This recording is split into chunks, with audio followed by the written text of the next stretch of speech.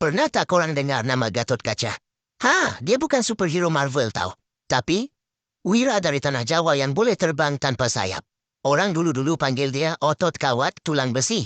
Wah, dengar pun dah rasa kuat kan? Ceritanya macam ni. Masa kecil, Gatot Kaca ni lain macam sikit. Tali pusat dia tak boleh putus walau guna apa pun. Sampai dewa-dewa pun pening kepala. Akhirnya senjata sakti dari langit je yang boleh potong. Lepas tu dia dibawa ke kawah ajaib nama dia Kawah Chandra di Muka. Dekat situ semua senjata dan besi sakti dilebur masuk dalam badannya. Jadi bila dia keluar, dia terus jadi kuat gila. Boleh terbang tinggi, badan kebal, dan siap jadi harapan kaum Pandawa masa perang besar. Tapi, kekuatannya bukan untuk menunjuk-nunjuk.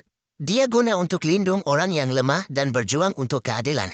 Cuma, walaupun sekuat mana pun dia, akhirnya Gatot Kaca gugur sebab lawannya guna senjata sakti yang tak boleh dielak. Tapi semangat dia tetap hidup, semangat berani, jujur dan setia. Pengajaran dia, bukan kekuatan badan yang buat kita wira, tapi hati yang berani dan niat yang baik. Kalau Gatot Kaca boleh terbang tinggi sebab jujur dan berani, kita pun boleh terbang tinggi dengan cara kita sendiri.